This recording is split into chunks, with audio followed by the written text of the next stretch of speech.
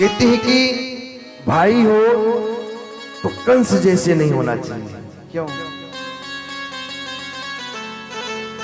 ये नहीं कि भाई बहन को हर समय सत्यवाणी बोले। एक जगह में गया, देखा कि बड़ा प्रेम था, लेकिन केवल ऊपरी प्रेम, लेकिन आगे पीछे इतना सत्यवाणी बोलना, गाली देना। इसी प्रकार कंस की भी आदत थी, लेकिन अपने बहन को बहुत प्यार करता था, बहुत मानता था, अत्यधिक प्रेम करता था। कंस की बहन का नाम था देवकी, और कंस की कौन थी? चचेरी बहन थी। कंस जो भी अत्याचार करता था, लेकिन उसके मन में आया कि मैं कोई एक अच्छा कार्य कर लेता हूं, कन्यादान करता हूं। मैं तो जिंदगी भर पाप ही किया, लेकिन मैं एक अच्छा पुण्य कार्य कर लेता हूं। तो देवकी का विवाह किसके साथ किए? वसुदेव जी के साथ। और जब वसुदेव जी के साथ विवाह कर दिए तो मन में विचार किया कि अपनी बहन को मैं छोड़ करके आता। रथ में बैठा, छोड़ने के लिए चल पड़ा, और जैसे छोड़ने के लिए चल पड़ा तो आकाशवाणी होती है, अरे दुष्ट, अरे दुष्ट, इसी देवकी के गर्भे तुम गर्भ से जो अष्टम पुत्र प्रकट होगा, यही तेरा काल होगा, यही तेरा काल होगा, और तेरी मृत्यु जो है निश्चित है। आकाशवाणी हुई, कंस ने तलवार निकाला और जैसे मारने के लिए चला तो वसुदेव जी ने हाथ जोड़ लिया। अरे स्त्री मारना पाप है, तुझे लोग क्या कहेंगे कि एक स्त्री का हत्यारा है, ये तू कर क्या रहा है? तुझे डर है इसके पुत्र से, इसका क्या दोष है?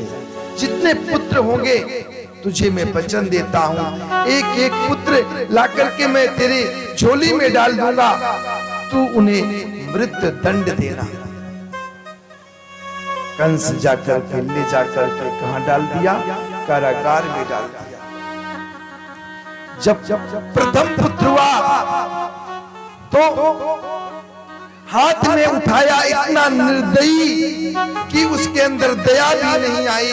हाथ में उठा करके सीधे ऐसे पत्थर में जोर से पटका, ऐसी उस पुत्र की चिंखार निकली। जब मां सुनी देवकी तो नीचे गिर गई। कहते जब बच्चे को या चींटी काट ले या बच्चा रोता है तो मैया का हृदय पिघल जाता है। अरे बच्चे को क्या हो गया? रोने लगती है मां, है कि थोड़ा भी कष्ट होता है, लेकिन आजकल के बच्चे, मां भले रोती रहे लेकिन बच्चे जो है ना, अपने कल्चर को ही भूल चुके हैं। और जब जोर से पटका तो मां देवकी नीचे गिर गई। जब रक्त का छिटकारा, उस खून का छिटकारा मां के साड़ी में पड़ी तो देख देख के देवकी मैया ऐसे रोने लगी, चिल्ला चिल्ला के नीचे धड़ाम से गिर गई। दूसरा पुत्र, तीसरा पुत्र, चौथा पुत्र, पांचवा पुत्र, छठा पुत्र, लगातार 6 पुत्र को मार दिया। कितने पुत्र को? 6 पुत्र को। सप्तम पुत्र भगवान की कृपा से, योग माया की कृपा से सप्तम पुत्र गर्भ, तो मां के गर्भ से किसके गर्भ में ले जाके स्थापित किए? रोहिणी के गर्भ में। उनसे कौन हुए? बलराम जी।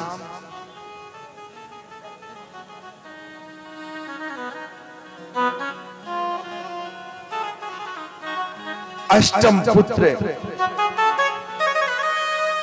और कंस को पता चला कि गर्भे तुम मां के गर्भ में ही नष्ट हो गया। देवकी के सप्तम पुत्र गर्भ में नष्ट हो गया, लेकिन नष्ट नहीं हुआ।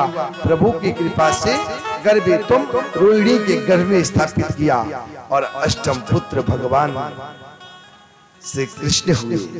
और जब भगवान श्री कृष्ण हुए, सच्चिदानंद नारायण नारायण नारायण, तो भगवान की कृपा से, योग माया की कृपा से बसदेव जी की सभी बेड़ियां कट गई हाथ से और चल पड़े। और चलते चलते चलते चलते ऐसी बाढ़ यमुना मैया जी की ऐसी बाढ़ आई कि जब टोकरी में रखे थे